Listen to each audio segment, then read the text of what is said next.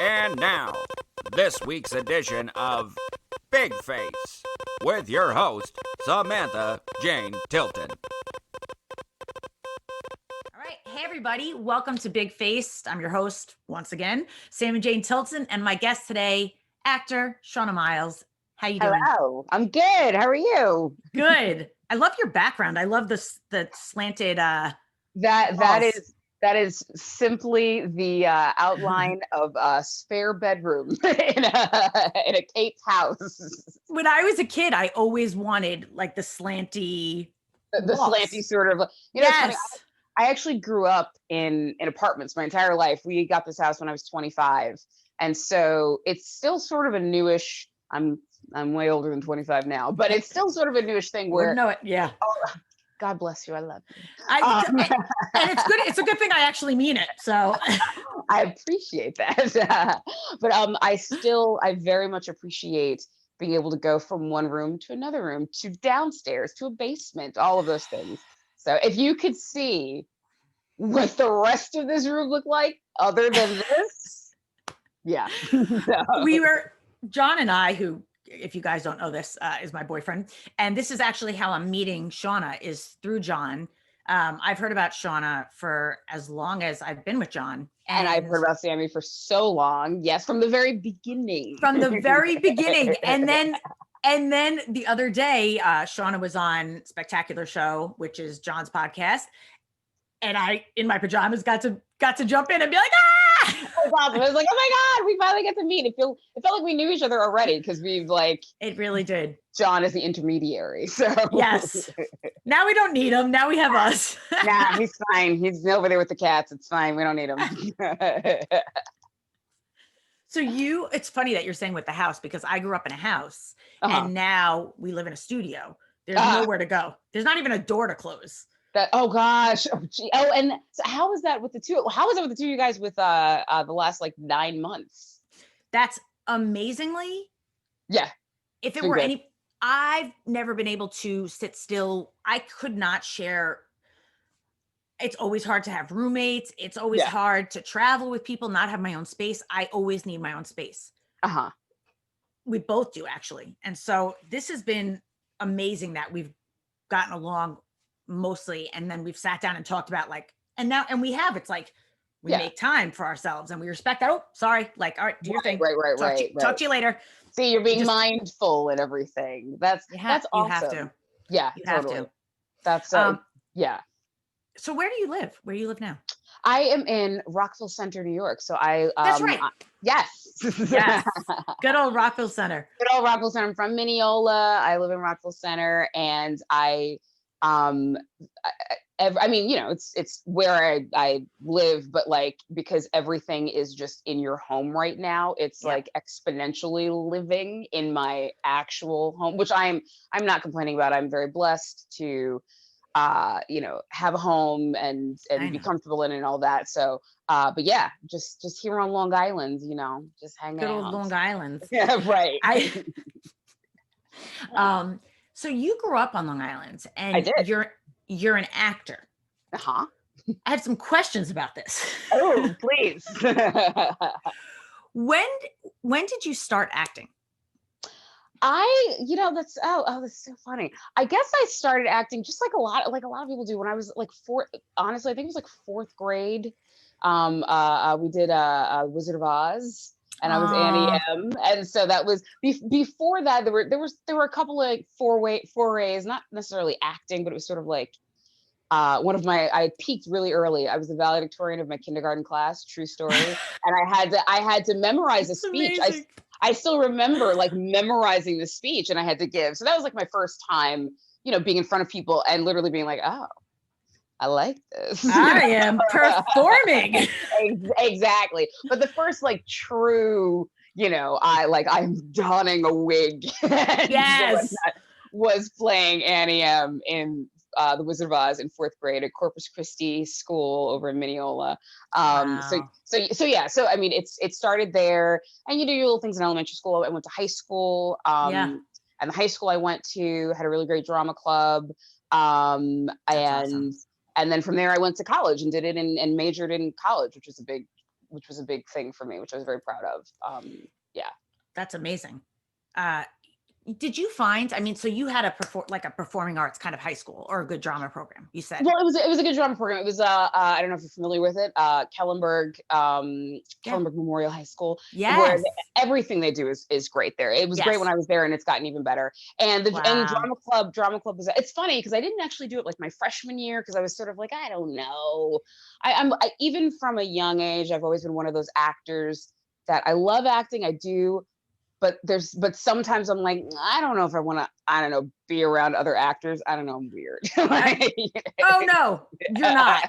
Actually, one of my best friends, he's an actor, and he's actually, it's really funny because I'm thinking about multiple people that I've interviewed during this time in quarantine, and I've like invited them to a game night, and they're like, is it going to be a bunch of actors? Right, exactly. Because too many actors is just too much, you know? Well, it's like, I sing also, and I've done a lot of, most of what I've done over the course of my entire, like adult career has actually been straight theater and all that, but I've done certainly my share of musicals. But there is sort of a thing of like, is it going to be a bunch of musical theater people? Which, God bless, as the saying goes, some of my best friends are musical theater people. You know what I mean? Like, so it's so funny because to me, a musical theater person, and God bless you, to each his own, and we all have like our different strengths, is like a different kind of actor. There is like a different, not for everybody. Yes. But a lot of it. I was just going to say, like you said, there is a very specific, again, for the first time, I've had, not to go all the way around the world, but follow me. No, if you can. please. I got you. I've had an Instagram account technically for like years now, never posted a single thing, accidentally followed a bunch of people when I got my new phone. It was a whole debacle, but whatever. And so finally, literally because of this podcast where I was like, I don't know, what social media things am I? So I was like, well, maybe I'll actually put my name on my Instagram account or whatever. And so I did that, and now see, look at this, and now I've lost my train of thoughts. No, we were going to. So you accidentally followed a bunch of people. Don't always want to be around theater people. I don't always want to be around theater people. So for Instagram, it asks you for like your biography, whatever. And so I was like, actor. At first, I just had actor, and then I was like, well, actor, singer, like I sing, and that's the distinction. That's why I brought it up. I lost myself going all the way around. I have often, I act and I sing, and I've been in musicals and whatever, but I've never considered myself a musical theater actor. And that's not actually even, I mean, we're teasing musical theater actors. That is a very specific, for the people who do it, like do it. Yes. That is a very specific skill set to be able to do it and do it well. And I've never done like the extensive training for it as far as voice stuff and all of that. So hats off. But yeah, so I know my lane, and I sort of stick to that, and then it's funny. It's I think musical theater people, go figure, are more theatrical even in regular life. A lot of the time. That has often been my experience. Yes. And that's not a bad thing. It's just not at all. It's, if you're not in the mood for a lot, it can sometimes be a lot. Right. Well, if everything is a continuum, actors in general, all of us, compared to, let's just say, like quote unquote straight, blue collar, white collar, just quote unquote normal people. Yes. We are all of us already a lot often, just in comparison. And then within the acting world, yes, the continuum continues, where then there's the whole sort of extra ness that sometimes happens. So true. It's like when I talk to my brother, and I'm just being me, and he's just like, he'll just like start cracking a smile, and he's just like, you're so intense. Right. You're so dramatic. So like I get so into what I'm talking about. Oh, me too. Yeah, totally. It's just, and he makes fun of, like, in a teasing way, like, but he's like, you're always just like, but if you feel it in your soul, and he just makes fun of the way that we're like our artistic creative selves, like whatever. He just makes fun of like that version of us, which that version of us is awesome. Gosh, it is awesome. But only we can talk like that. Other people, it's Greek. It definitely is. When I went to Boston University. Well, now it's called the College of Fine Arts. Boston University School for the Arts was the particular program, and it was, and as far as I know, still is an excellent acting program, conservatory, and all of that. And at the time, and it was like a classical program, so Yeah. it wasn't like musical theater or anything. Our entire first year of acting school was, yes, you did little bits of things here and there, but a ton of it, I to this day, some 20 some odd years later, I say that like every human should go through what that first year of acting school was, because so much of it was just about figuring out. You have all these 18-year-olds, some people actually a little bit older or whatever, Yeah. who are going through like feeling your feelings and having people guide you through that, and like and whatnot. And so Discovery. yeah, All this exactly. And it was actually, and I happen to have had amazing teachers with that, and a great class That's and all that kind of amazing. stuff. So but like a lot of people would benefit from actually going through some of the things that for us are just par for the course, whether you go to an actual training program, or whether you just on the job training, whatever it is. Yep. If you're a creative person, you are that's sort of like that's sort of the job, so. It's funny that you say that, because it's kind of like one of my acting teachers would always say, your life problems are your acting problems. And I really do think that in my case anyway, in order for me to move forward in my craft and being able to be better and go deeper, and I had to discover, I had to be aware, I had to learn, I had to feel, I had to dig, and that enabled me to be better. But so I think it's kind of like therapy. Oh yeah. Yes. I think the only thing I would say is that I'd put the asterisk of the first part of what you're saying. Absolutely. I think about, even so, like I said, I went to undergrad. The second part is crap. No, not at all. No. I want to affirm the first part first. That I went to undergrad, and then I was like, I never need to go to school again. I'm done. I never want to do school. And then like 3 years later, I was like, maybe I want to go to grad school. And so then I went to the National Theater Conservatory at the Denver Center to get my master's, and which again was a wonderful program, wonderful people. And I realized that aside from the fact that yes, there were certain fundamental things that I learned that you learn that you didn't learn elsewhere, whatever.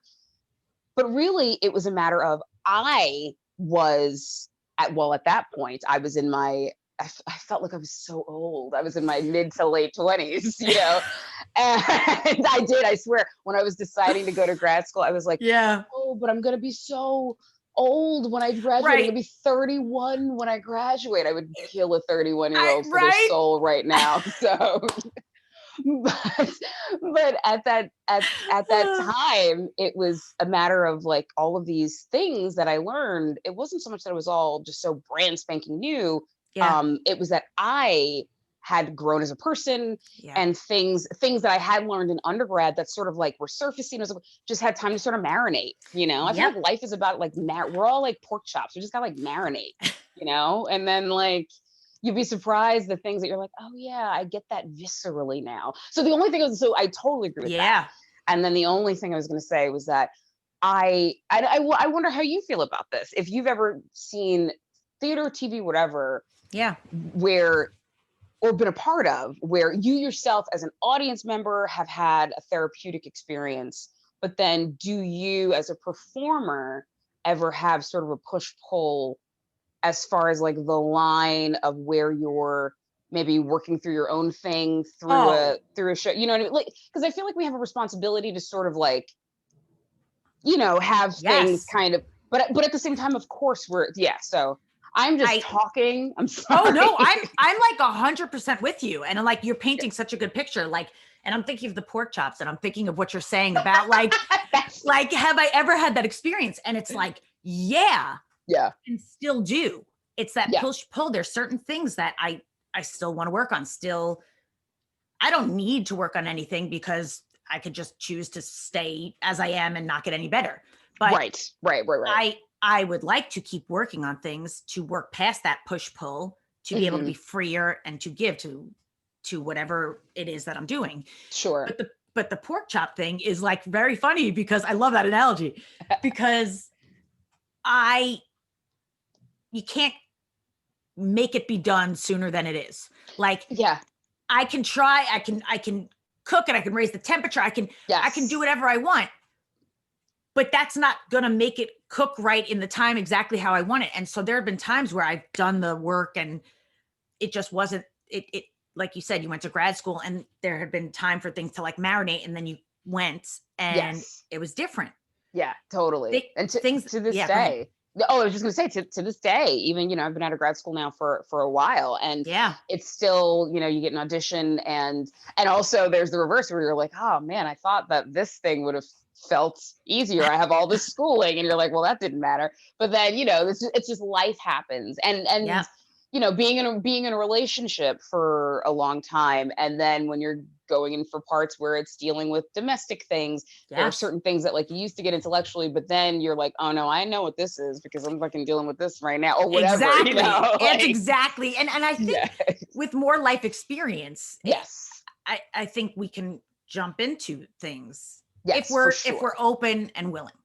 That's the whole thing, is being open. Well, and I think that, anybody who is, again, not everybody who has sort of the spirit of a creative, of an actor or whatever gets frankly to be an actor, you know what I mean, or makes a choice to be an actor. But if that's sort of who you are, then you are probably by default a little bit more open and self-reflective and curious about yourself and curious about other people anyway. Yeah. And so it's sort of, like sorts itself out. Yeah. Respect for doing so much schooling. I was seriously, that's impressive, man. I couldn't have done that then. I think I'm a different person now because things have marinated, but I was not able to get what I would have liked to have gotten in all that time, but it wasn't my path, Well, that's just it. Everybody's got such a different path, that's the whole thing. Yeah. And it's funny because I started this by saying, and I'm like, oh, I just wrote that down. I was asking you about Long Island when you started, because how did you feel, for those of you that don't know, if you're like in another country or something, Long Island is the suburbs outside the city, outside of New York City. Yeah, so, about 25 minutes. Well, where I am. Depending. Depending on where you are. It can be 2 hours outside. Exactly. If you're in Suffolk. Half an hour or so. Yeah, exactly. Yeah. I'm not. You're out there. Yeah, I ain't doing that. Nah. Exactly. Yeah. But like, I don't know if you felt this, but it sounds like you had a more open, creative school environment. But I feel like, at least in my opinion, Long Island has a kind of not that everybody's the same, but like if I wanted to be creative or be an actor, I was kind of more of a weirdo. Like, I totally, I have to say, I definitely, because I think it's one of the things of, frankly, like, I'll stop just short of saying like we're in the shadow of New York City.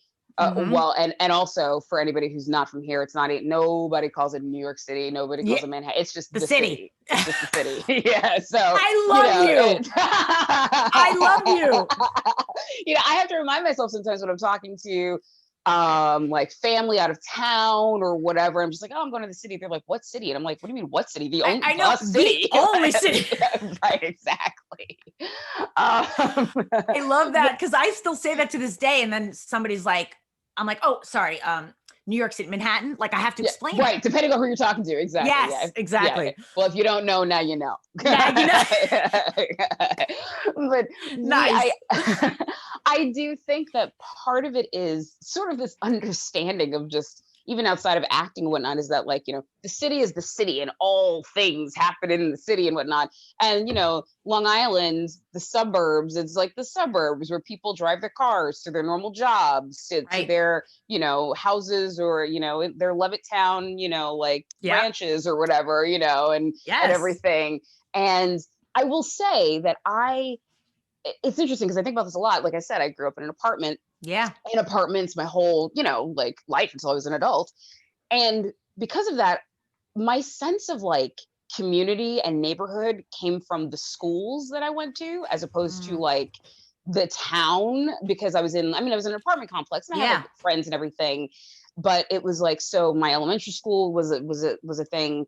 And my high school, to this day, some of my best friends are people that I met first day of freshman year at Kellenberg Memorial High School. You know what I mean? That's nice. That's a beautiful thing. Yeah. And that school was very much a school that it was a great balance. I mean, no place is perfect and all those things, Yeah. but like it very much valued academics for sure, but it did very much value creativity, and the drama program was a big deal. There was another school where the drama program was little bit of a bigger deal, Holy Trinity, but whatever, we don't yeah, whatever, Trinity. Exactly. But yeah, so it was, but I do agree with you in that I feel like, and it's a thing I've sort of watched evolve over the last several years, just as far as, frankly, as far as my own place in the business, as far as the business, like times when I think back to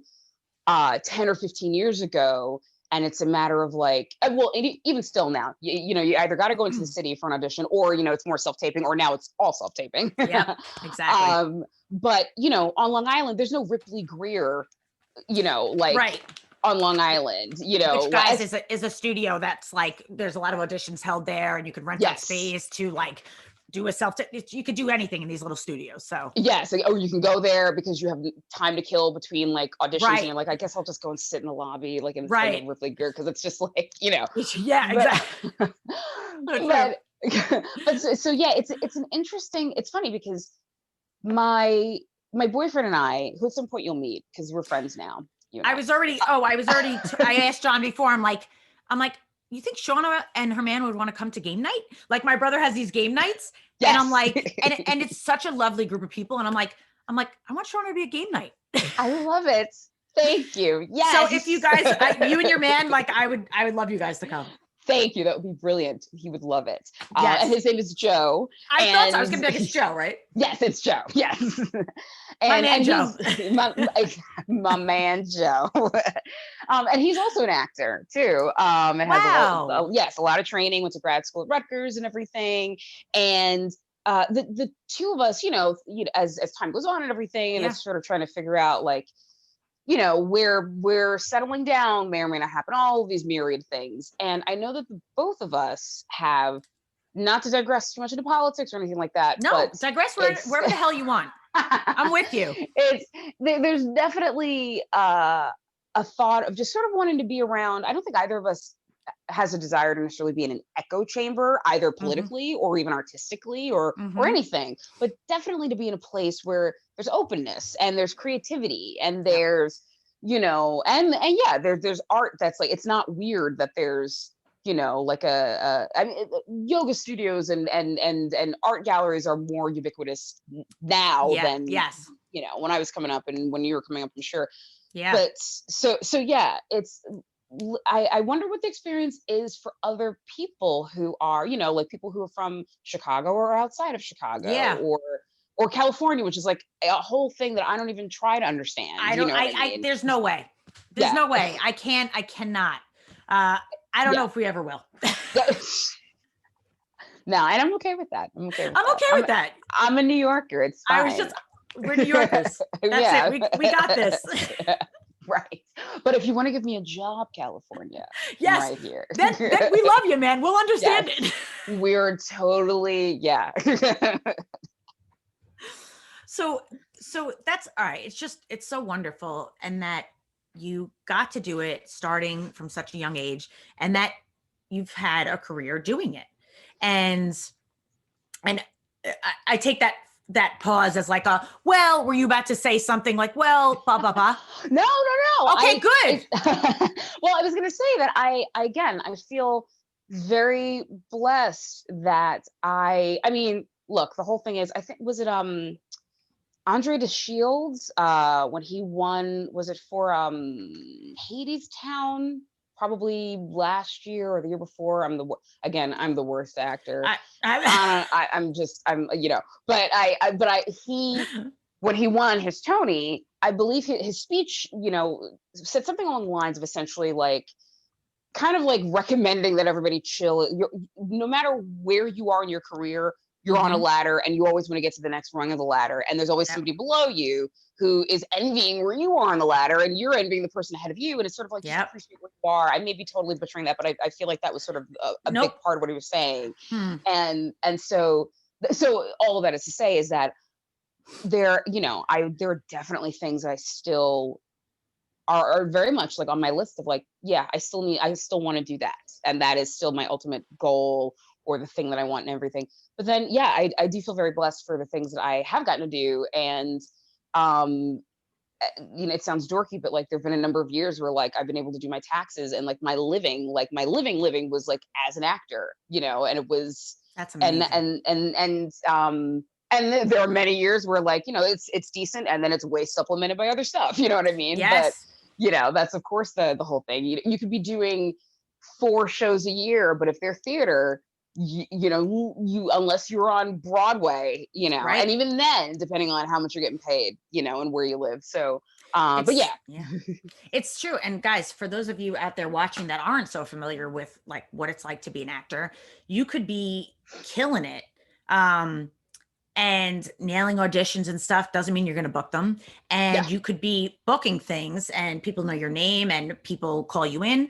And it's still hard to make a living just as an actor. So when people are working actors, that either they were super lucky and it's random, or they worked for it. They kept doing it, kept pushing.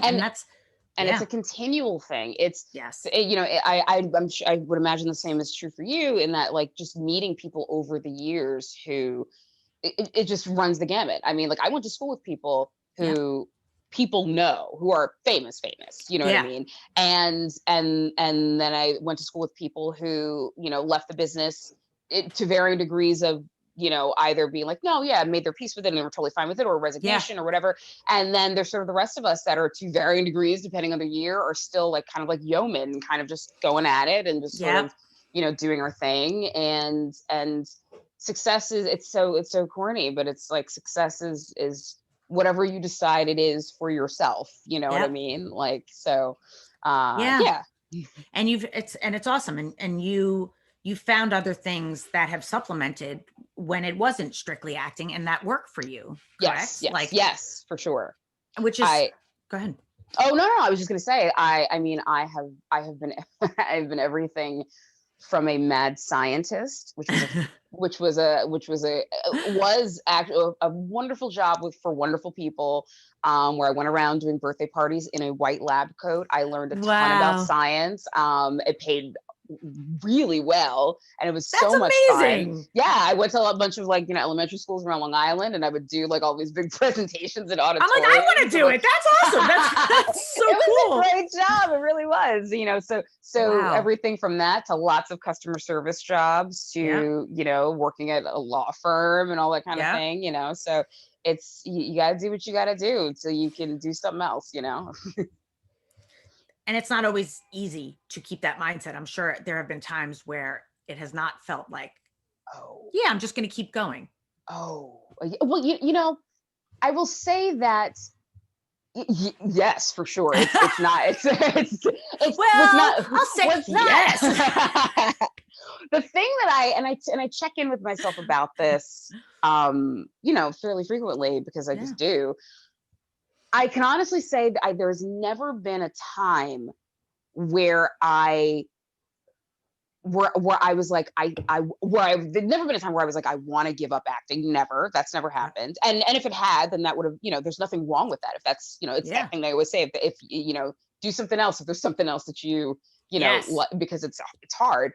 But I don't know. I think that if anything, what I have is many a time just being like, is the thing that I want. And sometimes I have to realize, and I'm being kind of myopic about the thing that I want, is the thing that I want going to happen the way that I want it? It's more of that. And sort of, and sometimes you sort of miss your own, I mean, I don't care. I'll say it. There are times when I literally have to be like, let me just look at my resume and not even, I know that might sound so shallow to some people, but like, just in the sense of being like, of just reminding myself, like you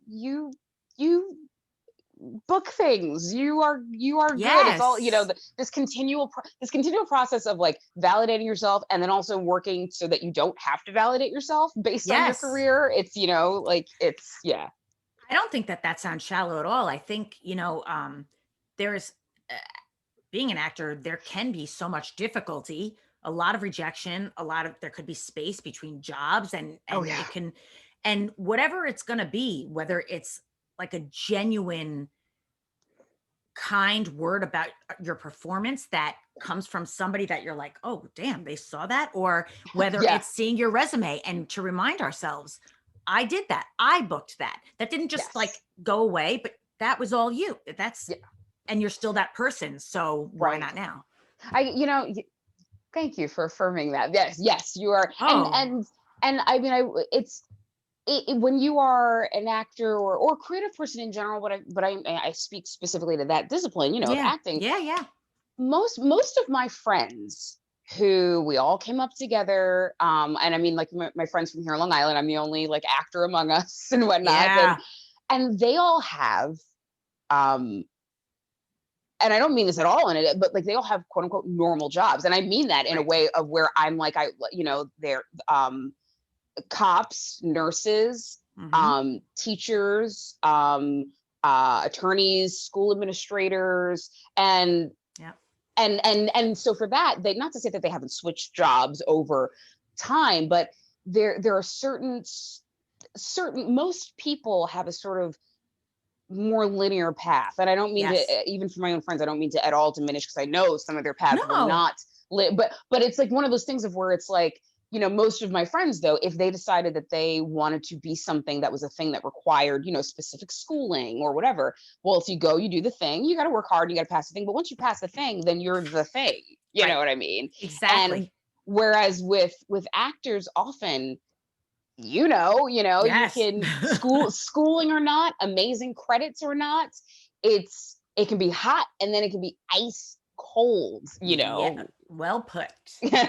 so it is a it's a very interesting way to live, to try to figure out ways to stay healthy, Yes. about all of that. Because I mean, I think, well, like I actually, a guest I had on recently, we talked a lot about that there's other careers. You're a lawyer, you go to law school, you take the bar, you Yeah. know all these things. Yeah. Boom, boom, boom, boom. There's a path Yes. to get to do this thing. Yes.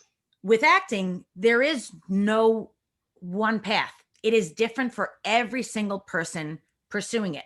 I mean, I can tell you, and I'm sure you could tell me, we can tell Yeah. each other, there are so many. I know people who did all the quote unquote right schooling and it Yep. just didn't happen. I know people who didn't do a day of schooling and they blew up. And I Yep. know everybody in between, you know what I mean? Because I know.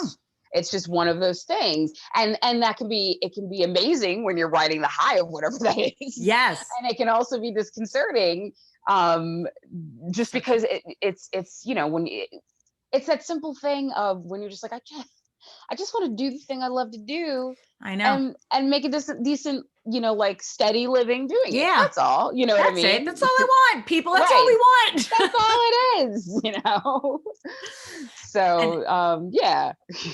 and I think um it's so funny because there's this whole idea of like a struggling artist and like actors are poor and a lot, and it's like Right. um that can be the case, but also it cannot be. And it's just, it takes Yeah.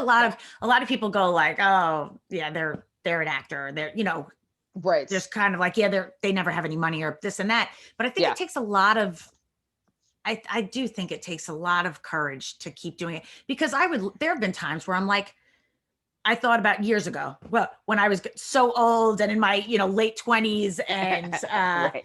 I would be so old when I finished the schooling, but I Yeah. wanted to be a psychologist. And that was what Oh, wow. I went to school for sociology and psychology. Oh, And nice. I was either going to be an actor or a psychologist. And Yeah. my dream is to be an actor, but I think I'd be a great psychologist. I would love to be a psychologist. Yeah. And then I would have a path. And then I would have, and then at some point I could open my own practice and this and that. There's a path there. Yes. And in a lot of ways that would be easier, because structure, routine, that, I think for me, at least as a human being, that stuff helps me tremendously. Oh, sure. Being an actor is I have to make my own routine, structure. Right. It's very different. Right. And I think, sometimes, oh, sorry, no, what were you gonna say? No. I was just going to say, I think it takes a lot of, I have a lot of respect for artists that keep pursuing, that take the actions, even though it is not easy, because you follow your dream, you follow your gut, you follow whatever reason you feel like you can't turn your back on it.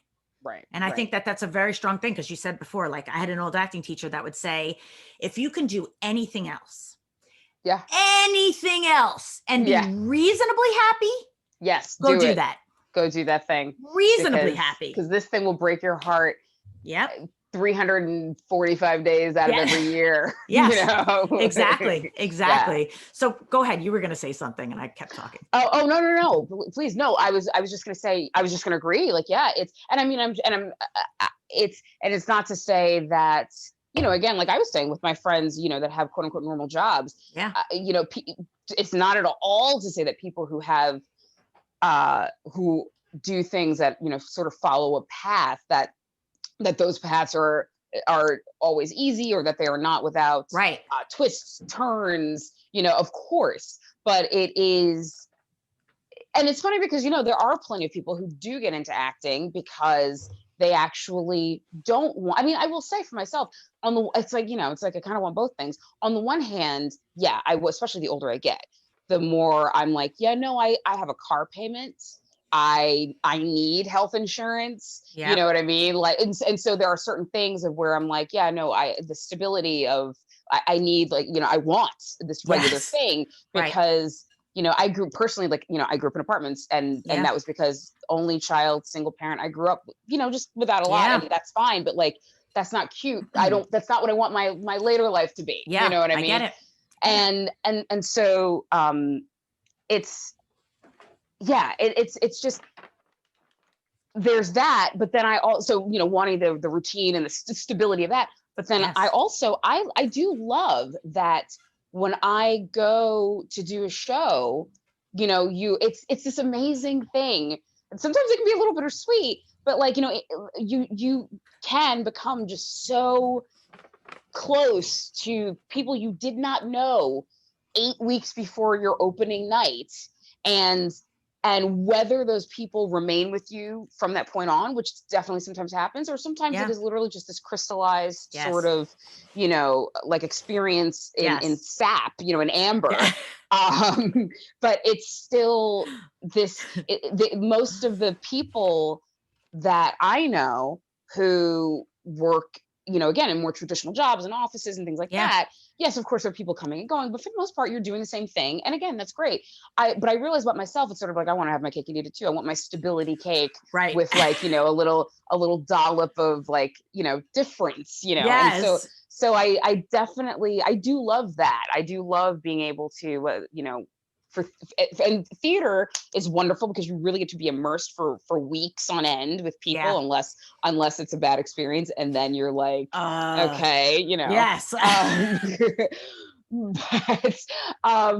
But and then, you know, film and TV, you're sort of like, depending on who you are, whatever, you're thrown in, and that's sort of like what it is, and then you come out and you're like, oh, I had this experience, you know what I mean? And so that's, and not everybody can say that is just par for the course for their job or their career, you know. And so that's it's like, if you can find the balance between that, then you know, then it's a hell of an interesting way to live if you can find the balance. Oh yeah, definitely. It's always interesting. That's the thing. It's not always pleasant, but it's always interesting. It's always interesting. Sometimes it's awful and interesting, and sometimes it's incredibly delightful and interesting. Yes.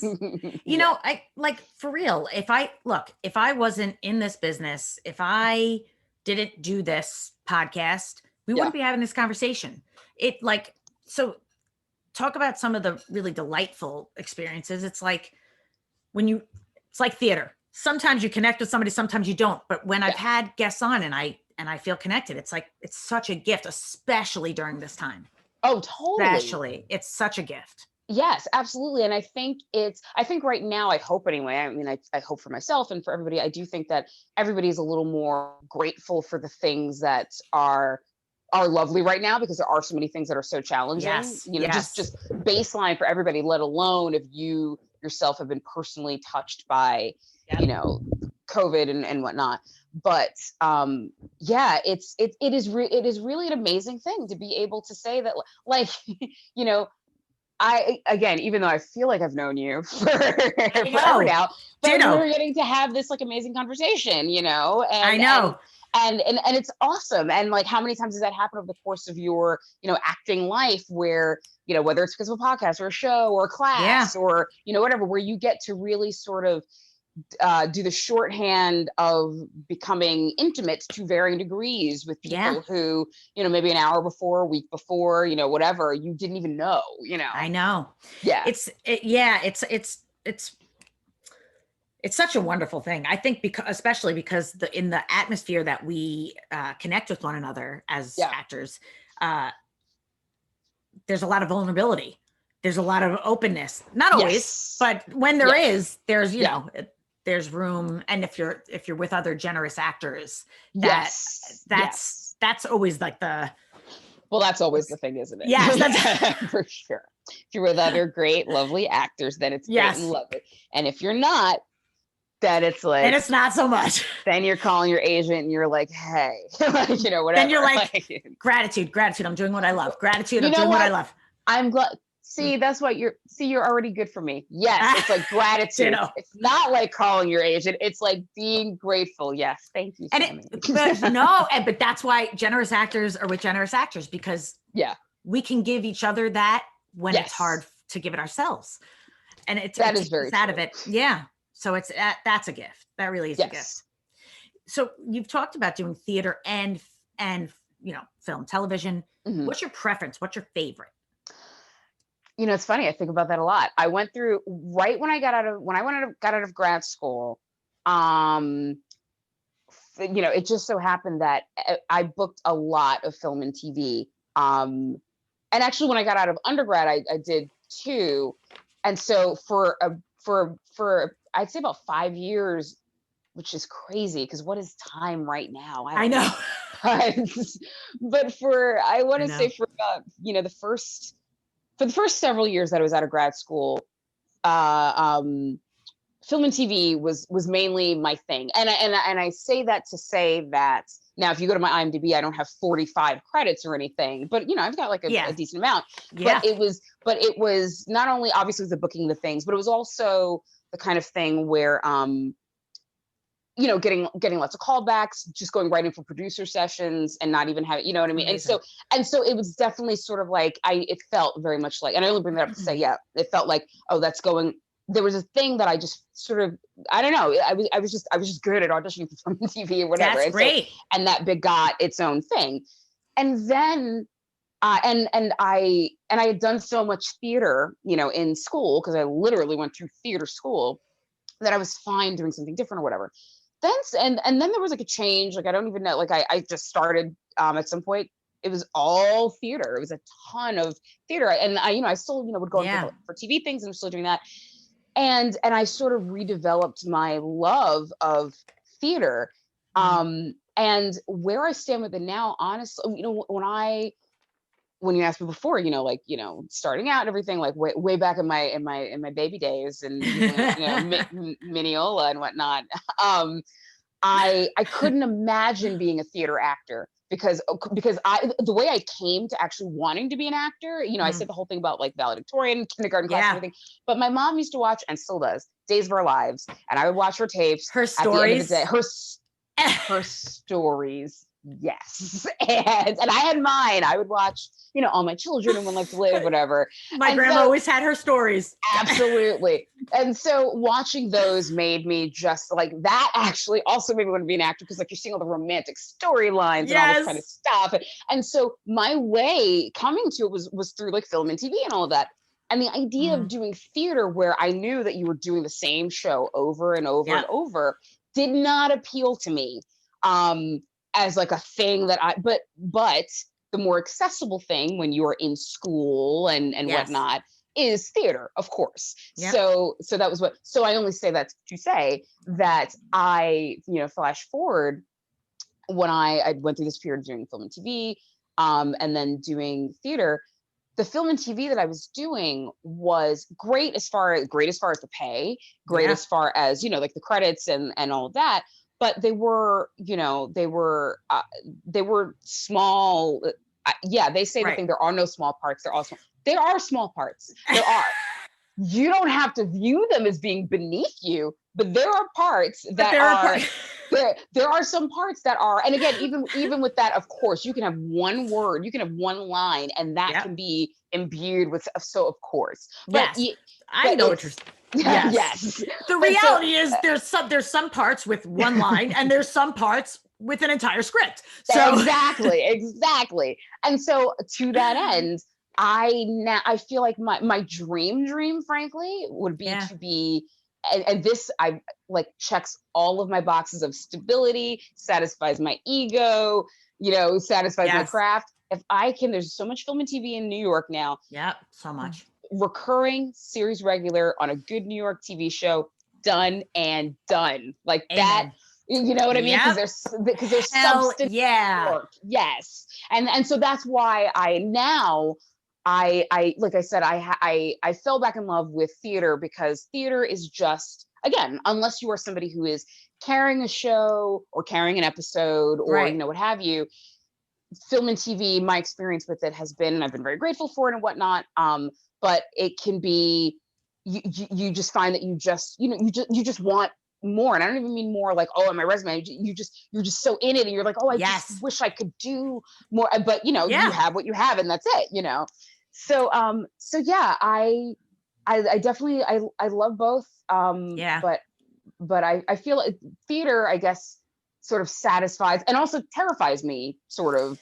I get that.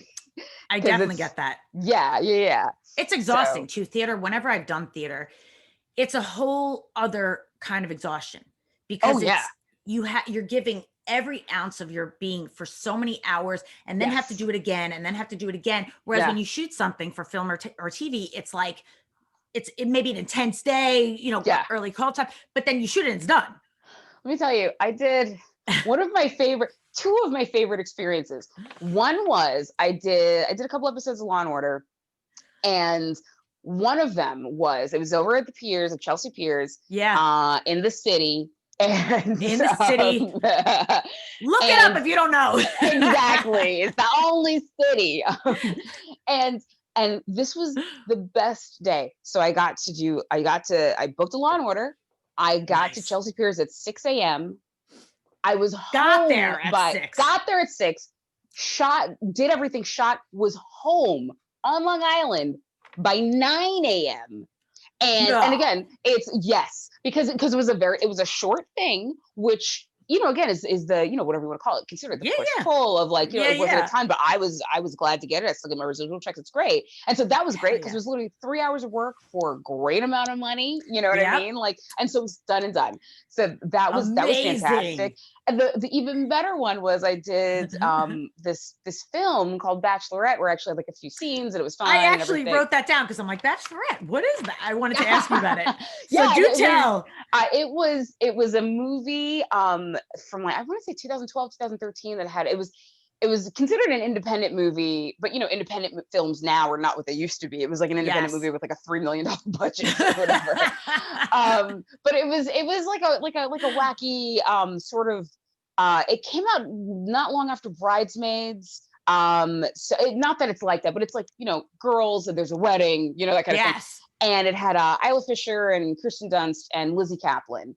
And the the couple scenes I had actually dealt with all of them, and they were very very cool and very nice and all of that. And so that was great, particularly Lizzie Kaplan, so that was great. But what was better about it, yes, for sure. What was better about it, though, was that it filmed at the Garden City Hotel. So they called me to be like, okay, so this is when you're going to shoot, blah, blah, blah. So do you want to have the van pick you up on like 3rd Avenue or whatever? And I was like, well, wait, where's it shooting again? They're like, oh, it's way out. Cause nobody ever assumes that I live on. Cause I'm just like, I'm a New York City actor. Cause I'm like, I don't want them confusing it in their brain. It's okay. Exactly. It's city. New York exactly. City. Right. So they're like, oh, it's out on the islands in Garden City. I was like, where is it in Garden City? They're like, to the Garden City Hotel. And at this point I was already, even if I was still in Mineola, it's equidistant. It's like, 7 minutes from my house. And I was like, I will meet y'all there. They were probably like, hell yeah. Like, yes, exactly. That makes it so much easier for production. Like, that's awesome. Absolutely. It was so much. It felt so great to be like, I'm driving to my movie job for the week. Oh my God. 7 minutes away from my house. It sounds like such a silly thing to people who are maybe not, but that was like the best week. That is like golden. Like, I get why that is one of your favorites. That was one of my favorites. Strictly for logistical purposes. And it's like I just got to do what I love comfortably in my car, rock out to music, do whatever I want to do, get there, and then get the hell home when I'm exhausted. That's amazing. I mean, you literally just described like my perfect day. Like, just short of like spending time with my mama, spending time with my honey. The other component of my perfect day is driving to an acting job that is nearby, doing the job, and then traveling home quickly. Done and done. I'm a simple girl. I don't need much.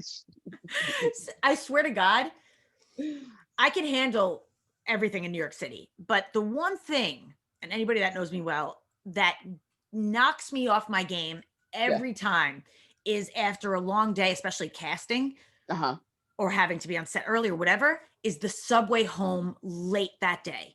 It's like, you just want to get there already. I just want to be home. And then there's all these people doing all their stupid shit. Like chewing their gum like so bananas rudely.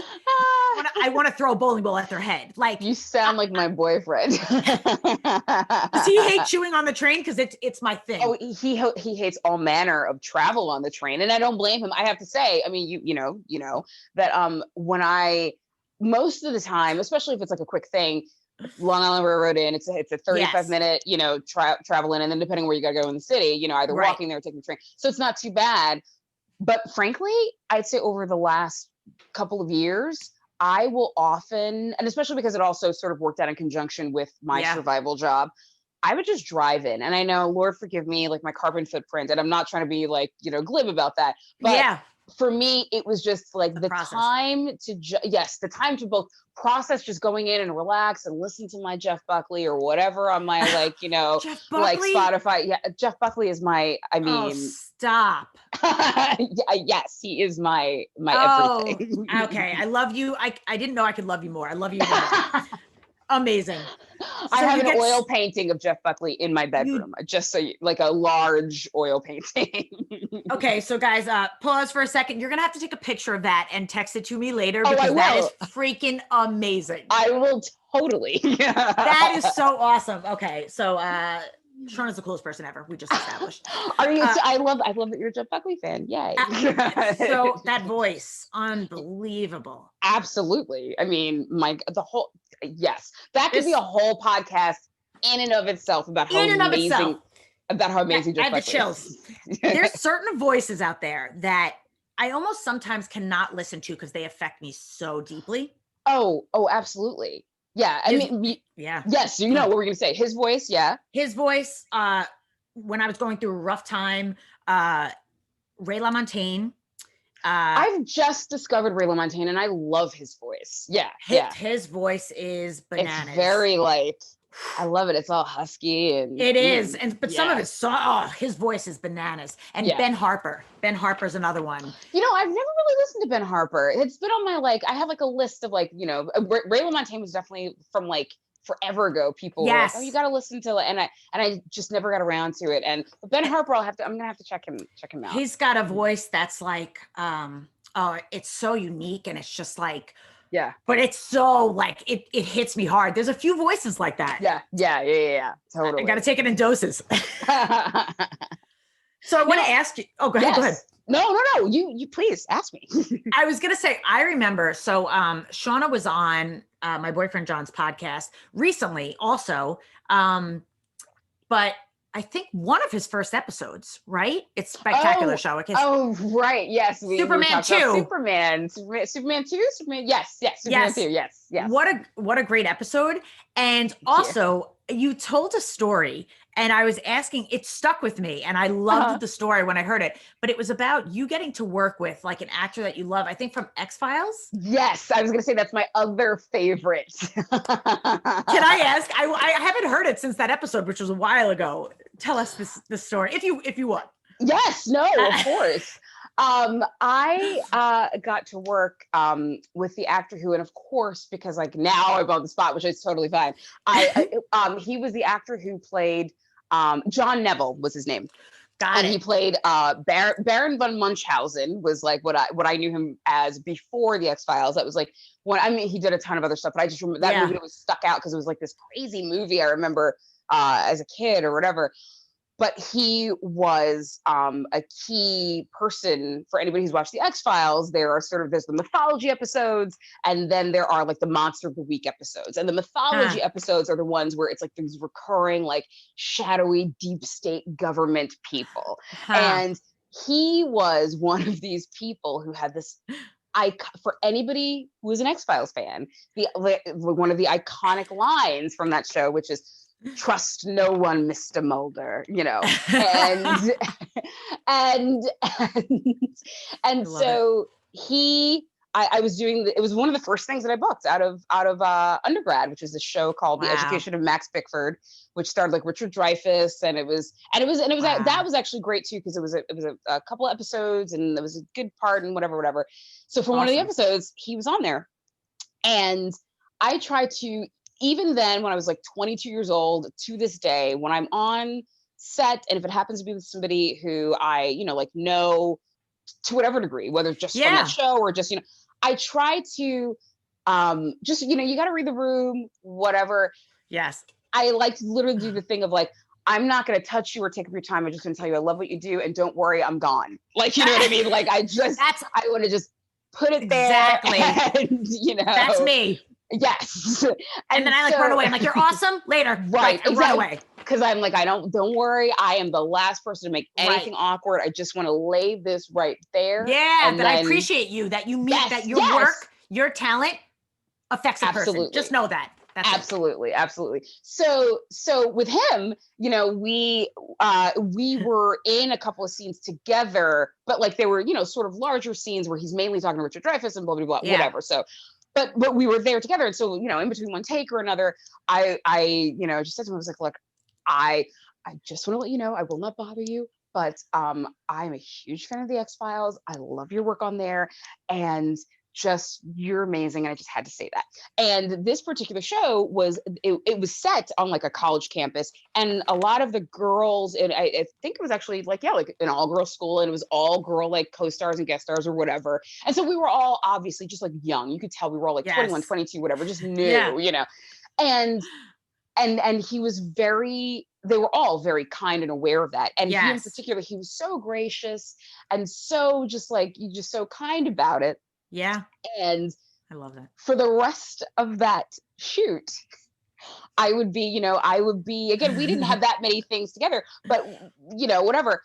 I'd be like going to my dressing room, and he'd be like off in my periphery, and I would just hear, "Trust no one, Mr. Mulder." And I'd be like, "Oh my God, he's saying it, and he's saying it for me." Like it was just it was so, and what was so lovely about it was that he knew that it was a thing that like meant so much to me. And I was just this, like, he didn't know me from a can of paint, and I was just this new, but he did it. And it was lovely because he was doing it, but it was also lovely because he like made an effort to actually just be like a nice, like giving actor. And and especially, lovely. Yes. And especially since that was literally one of my very first, if not the first film and TV thing like I ever did. And that was so that was a great way to sort of like enter into the world, that was great. Yeah. And for those of you not in the business, that is like, not the norm to have like the start to like really go out of their way to. Oh yeah. No, what usually happens is, I mean, at least my experience has been, I've been, again, very blessed. I've had very, very nice people and whatnot, but usually and again, this is where, as an actor, it's like you read the room. People are trying, they're getting all of these new pages. They're doing all this stuff, you know what I mean? So like, they're just doing their own thing, and then every now and again there's somebody who's a teeny bit of a jerk face. Yeah. Whatever. But for the most part, people have been very, very, very lovely, and that's always felt really great. It's been like icing on the cake. Yeah. It's really nice because we always say this, I feel like in life there's going to be people that act crappy, and then for every person that acts crappy you're going to come across somebody that is absolutely lovely. Oh, and absolutely. It's the same way in the business, and there's a lot of lovely people if you just allow yourself to feel that, Absolutely. at least for me, if I do. No, I definitely find that is definitely like the case for sure. And also to that whole thing, New Yorkers in general, we get sort of, it's a stereotype, but there's a little bit of truth to it, like we don't suffer fools, you know what I mean? And so it's but a lot, because I'm thinking of a lot of times too, a lot of those people actually, there's a lot of behind the scenes people who are, like born and bred here and whatnot, but like if you do your job and you are just like, a kind person, more often than not, that's reciprocated. And it's and that just makes you feel like, okay, good, right. Like, and if not, those aren't our people, and that's it. Exactly. And then you're like, that's all right, I'm just gonna go home and then book something else and whatever. Hell yeah. Shauna, I'm so happy to have you on. And I while you were talking, I wrote these words down because I was like, this is what came to mind. I'm like, you're such a great, intelligent speaker. And thank you. You really are. You no wonder you book when you walk, when you go in the rooms and you book film and TV, because you have an awesome presence, but just the way you speak, it's so intelligible. Like you're just lovely to be around. I appreciate that. I do. I appreciate that. Thank you. So especially since we are literally via Zoom, you know what I mean? I know. And it's funny because like John's show, Spectacular Show, like he'll have people on and some people are more talkative than others. And the other day when you guys were doing your interview, I knew it was a great interview. John. No, he freaking adores you. He adores you. And like, I didn't get to hear your part. I only heard him, but I could tell it was such a great interview because he didn't have to do all the talking. He didn't have to. And he was genuinely so happy talking to you. And I felt it. I'm very glad. I love talking to him. I love John, obviously. And I mean, I'm sitting here and I'm just like, oh God, I'm so sorry, Sammy. I'm just talking away. You're great. I always think that. I think that if I ever watch a piece of my show, I'm just like, blah, shut up. Like, let your guest talk. Oh, well, girl, I got you there. So you're fine. You're fantastic. You're really fantastic. There's a portion of my show that is called The Feather in Your Cap. Okay. And by feather in your cap, I mean either an achievement, something that you've learned that has served you in your life, something that you take with you to remind yourself, something that may serve you in the future. I wanted to know if you had one. Oh, good. Anything. It could be anything. Anything. You share. Yes. It does not have to be business, right? Whatever. Anything. Gosh, that's so self-reflective. That's amazing. And I'm also like, okay. Actually there are a number of things, and I guess what it is I'm sitting here hemming and hawing because I'm trying to be I'm trying to see which thing feels the most genuine, like right now. Certain things, I feel like I guess I am. I know. Take your time. You know what? Actually, this is a thing that So you said it can be like an achievement or what have you. Well, this is weird because it's and it doesn't necessarily have to do with acting. Actually, so I am, anybody who knows me particularly well, or and we would have gotten to this. I am, my family is a huge is like, so acting is like, but like my family is a big thing. And and the dynamic of my family, it's been very multi-generational as far as, living together and all that kind of thing. And this feels a little weird saying this, but it is a thing that and John knows this very well because he's a very good friend. So my grandmother, who passed away a couple of years ago, which is still very crazy for me to say because she was a huge part of my life. And I miss her every single second of every day. And that's not hyperbole. I used to think it was when people would say something like that, and it's not, you know. I get that very well. Yeah. Yeah. So she was like, and my mom is also like this. The women in my family do, because they just had to. You know what I mean? Sometimes you gotta fucking do it because ain't nobody gonna do it for you. Yeah. And so my grandma, she literally worked until the day she could not, which was the day that I came home for Christmas, my first year away at grad school, and had to take her to the hospital because she was working through habit. She was working even though she had double pneumonia, and she just and because she just that's just how. So that's anyway, how she is. Right. So all of that is to say is that she developed COPD. She smoked, which I always hated. Blah blah blah. Yeah. And over the course of years, you know, there was a decline and everything. And one of the things that I am most proud of, and it sounds maybe a little weird to say, but I don't. I'm proud of. Thank you. I am proud of the fact that and I'm thankful. I'm thankful that I was able to take care of her. Like, I was her caretaker.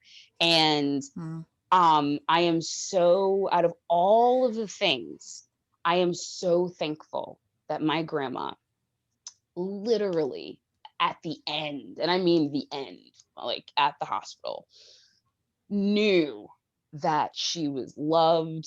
And, you know, there's always things that you wish you could, you know, but that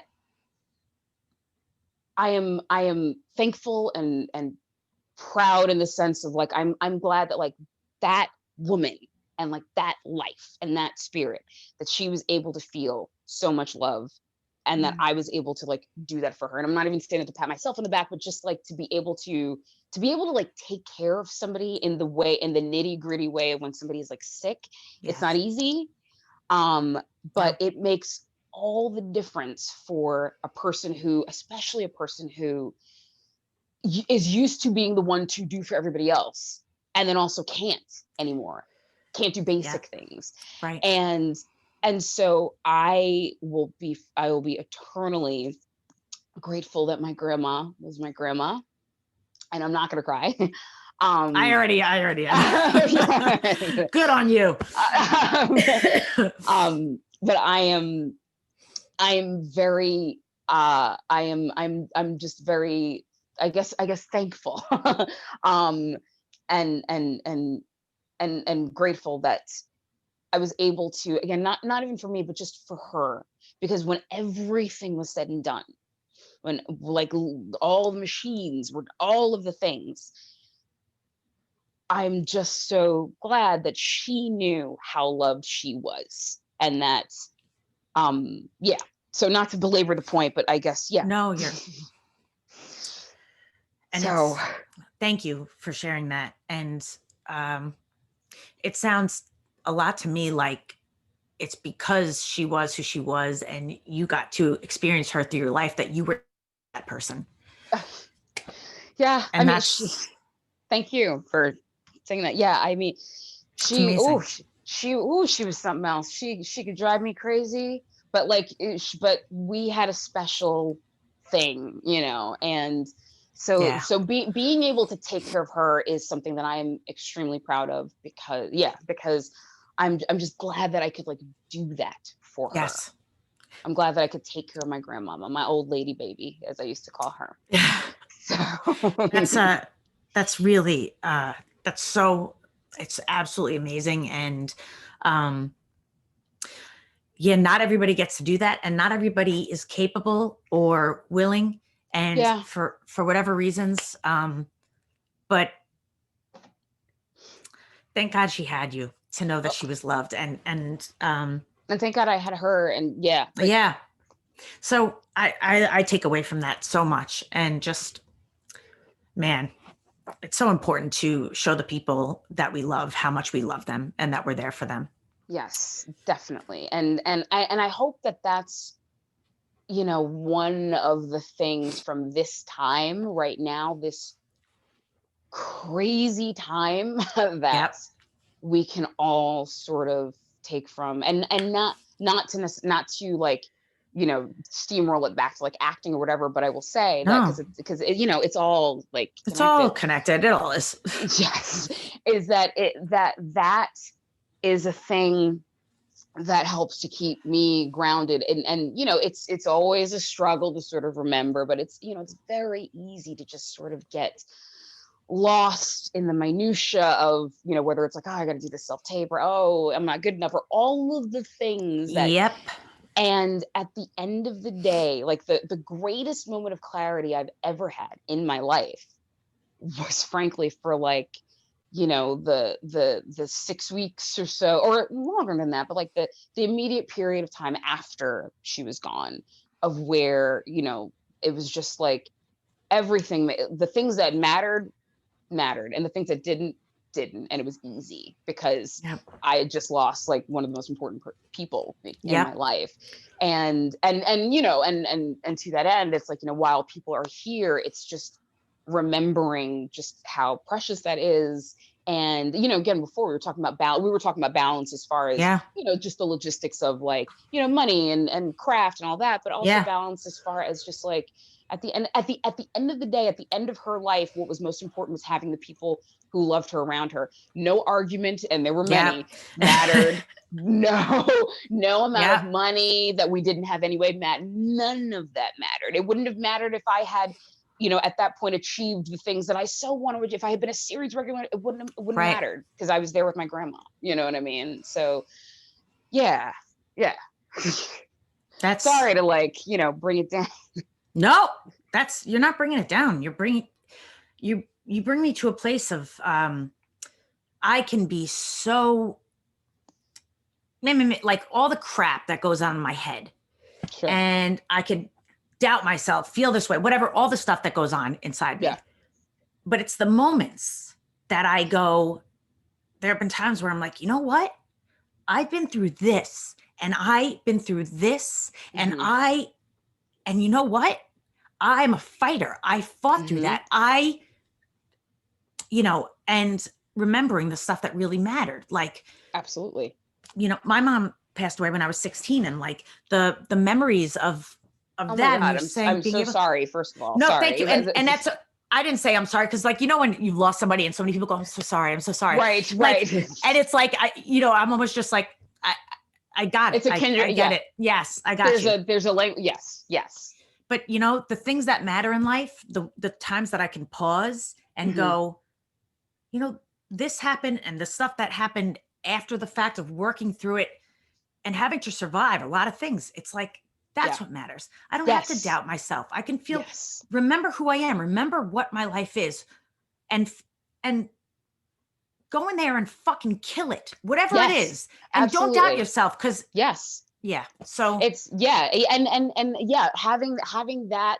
And I mean, I would imagine with you, not to put words in your mouth, but I know with me, like, there are some times where that is just so crystallized and so visceral, and that's great when it's like that. And then there are other times when I find myself chastising myself, and I'm sort of like, 100%. And so it's all, again, it's always the push pull and everything, but at least to have some kind of baseline of like, no, what's important, what I mean? Like, and try to tap into that and stay connected to that. Which is why you're like, sorry to bring it down. It's like, no, you just tap me right back into remembering what matters. And I would like to be able to do that more. So I hope that for you too, that it's just a reminder of really focusing on the things that matter and caring about who you are in those circumstances, and wanting to be able to be proud and thankful of those times in your life. So thank you for that. Thank you so much for that. Yeah, of course. Yeah, thank you for sharing. You're so wonderful, and I already know we have so much to talk about. We'll save that for behind the scenes. Oh yes, for sure. But I know it's funny because in your email I asked like your social media. So fairly new to social media, but I will put this with the episode, guys. By the way, but we're gonna have Shauna tell you what she is involved in on social media. She put her name there. That's fantastic. I put my name, on Instagram. We'll see. So like Facebook, I have Facebook, and it's however you find it's Shauna Miles, you know, so it's whatever Shauna Miles. Yeah. I just don't post on there a lot because and I will say too, before, it's partly because I know myself, and I know the way that I would go down a very dangerous rabbit hole. And so I'm it is.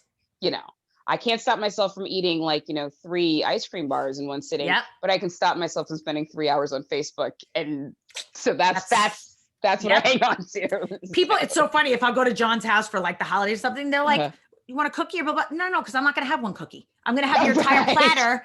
I'm going to have your entire platter. I'm going to go in your freezer and I'm going to eat your ice cream and nobody's going to have dessert. So no, I can't have one cookie. So I can't have one cookie. Well, see, but thank you. Now that's like me and Facebook. Exactly. I wish I could flip them. But so go ahead. I'm on the Facebook. I'm on the Book of Faces. I am technically on Instagram. I'll post a thing or whatever. Shauna J Miles at Instagram. There's my IMDb page, which I think if you actually do like imdb.me/Shauna Miles, you can, if you're like, you can do like vanity things on there. If you're wondering about the credits I have, they're on there. That's good to know. I didn't even know that.